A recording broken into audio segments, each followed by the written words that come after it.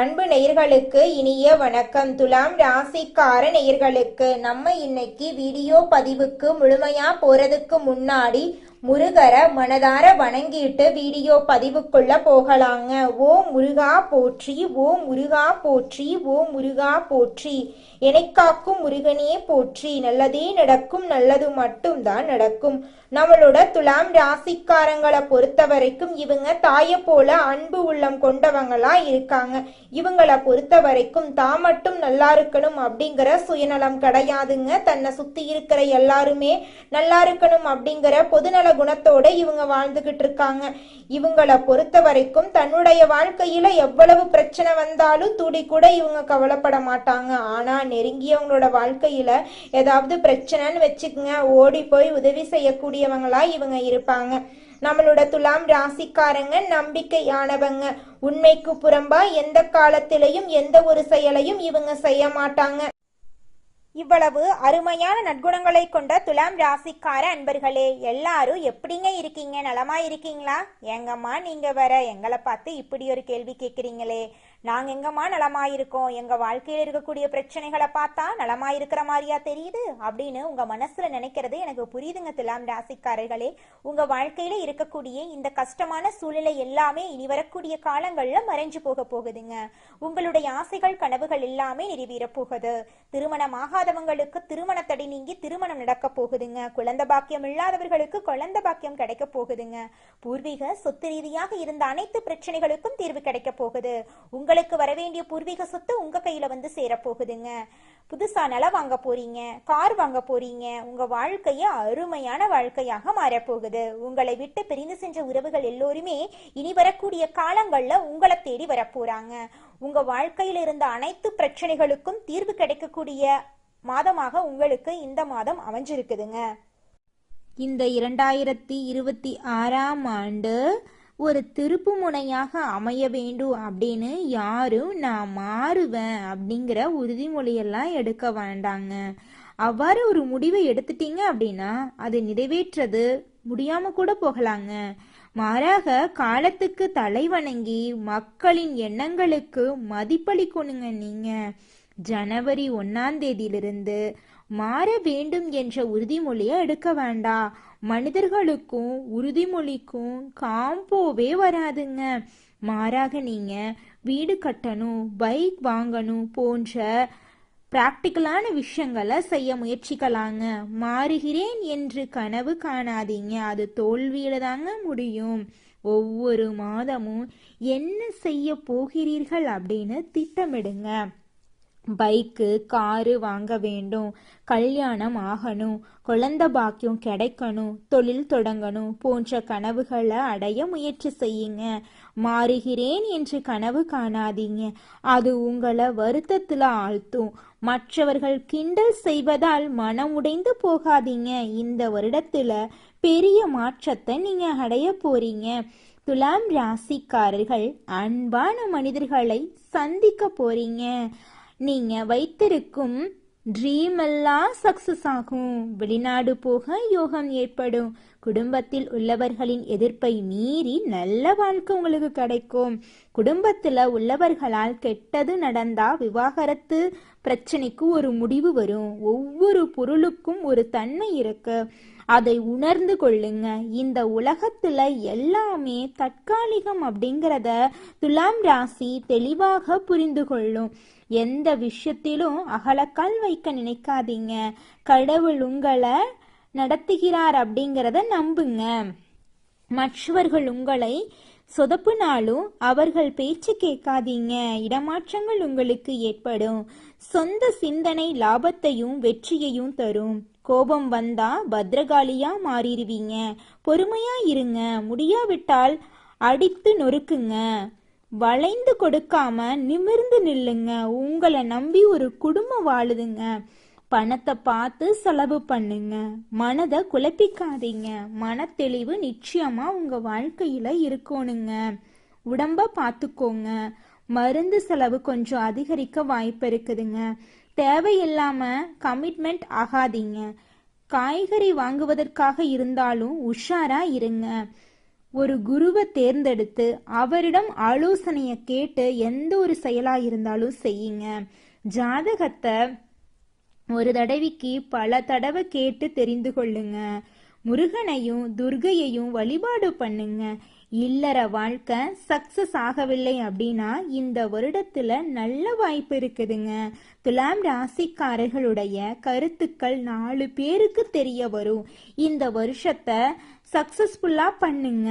தைரியமா பேஸ் பண்ணுங்க. நிச்சயமா உங்க வாழ்க்கை அருமையா அமையுங்க. மனிதனா பிறந்த ஒவ்வொருவருக்கும் ஆசை இருக்கதாங்க செய்யும். அந்த ஆசைகளை அடைய நம்ம நினைச்சா மட்டும் பத்தாதுங்க. முழு மனசோட நம்மளுடைய ஆசைகளை அடைவதற்கான வழிய ஒவ்வொரு நாளும் என்ன பண்ணணும்னு யோசிச்சு அதற்கான திட்டங்களை தீட்டி உழைச்சுக்கிட்டே இருக்கணுங்க. உழைச்சா நிச்சயமா நம்மளுடைய ஆசைகள் எல்லாமே நிறைவேறிடுங்க. உங்க வாழ்க்கையில இனி வரக்கூடிய காலங்கள்ல உங்களுடைய அனைத்து ஆசைகளும் நிறைவேற போகுதுங்க. அப்படி ஒவ்வொரு மனிதனுக்கும் இருக்கக்கூடிய பொதுவான ஆசை என்னன்னு பார்த்தீங்கன்னா 16 செல்வங்களையும் அடைந்து வாழணும் அப்படின்னு தான் ஒவ்வொரு மனிதனுடைய ஆசையும் இருக்குதுங்க. பணம் வேணும், பதவி வேணும், புகழ் வேணும், கௌரவம் வேணும் அப்படின்னு தான் ஒவ்வொரு மனிதனும் தினமும் வாழ்ந்துகிட்டு இருக்கான். அதை நோக்கிய பயணத்தை தான் ஒவ்வொரு நாளும் மனிதன் வாழ்ந்துகிட்டு இருக்கான்.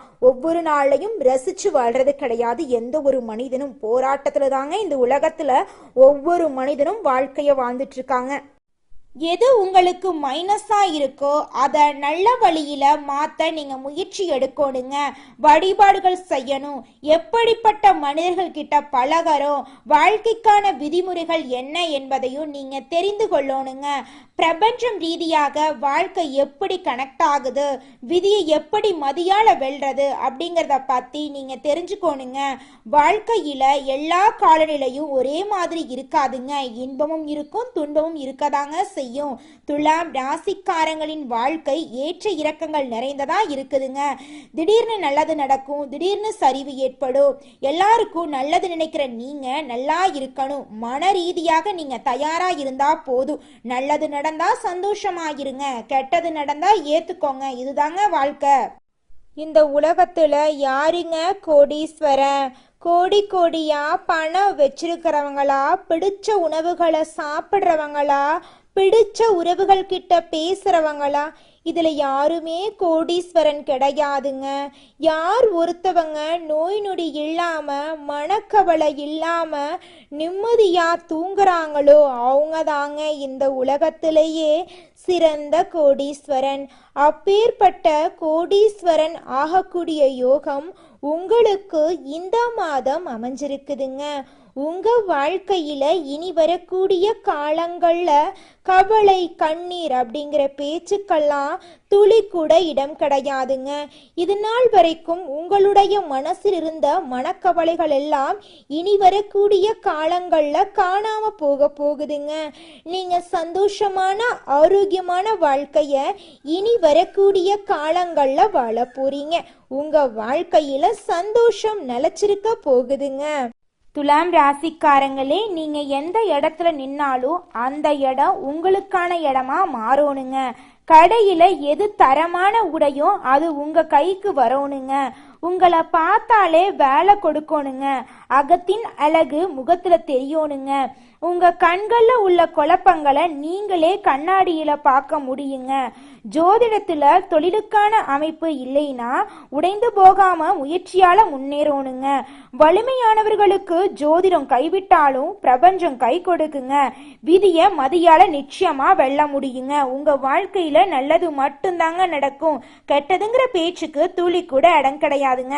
குலதெய்வம் எங்கேயோ இருக்குது, என்னமோ இருக்குது அப்படிலாம் நீங்க நினைக்க வேண்டாங்க.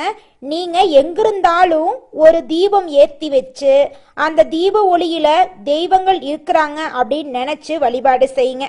குலதெய்வமே தெரியாவிட்டாலும் வீட்டுல தீபம் ஏற்றி வச்சு ஏதாவது ஒரு நல்ல நாள்ல குலதெய்வத்தை நினைச்சு வழிபாடு செய்யுங்க. குலதெய்வ வழிபாடு குலம் காக்குங்க, குலம் தலைக்கும். முதல்ல குலதெய்வம், அப்புறம் இஷ்டப்பட்ட தெய்வம், அப்புறம் உங்களுக்கு விருப்பப்பட்ட தெய்வங்க. எந்த கோயிலுக்கு போனாலும் என்ன பண்ணாலும் ஏற்றமில்லை அப்படின்னு நீங்க சொல்லுவீங்க. தினமும் எந்திரிச்ச உடனே சூரிய பகவான நமஸ்காரம் பண்ணுங்க. அவங்களுடைய அனுகிரகம் இருந்தா போதும். மற்ற கிரகங்கள் எல்லாம் சாதகமா இல்லைனா கூட பரவாயில்ல, அந்த சூரியனுடைய பிரகாசம் உங்க வாழ்க்கையவே பிரகாசமா மாத்திருங்க. அந்த வெளிச்சம் உங்களை வந்து சேருங்க. உங்க வாழ்க்கையில் இருக்கக்கூடிய கண்ணீரெல்லாம் கரைஞ்சு போயிருங்க.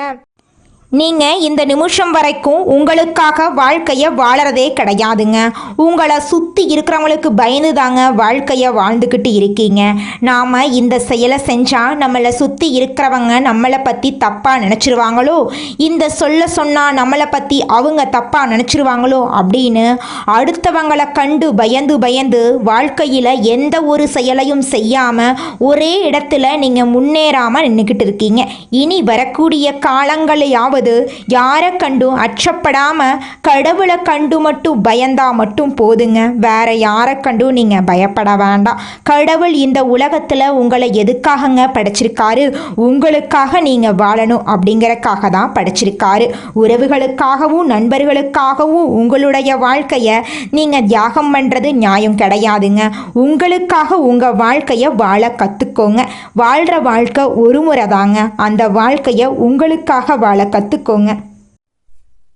நல்லதே நடக்கும், நல்லது மட்டும் தான் நடக்கும். நன்றி, வணக்கம்.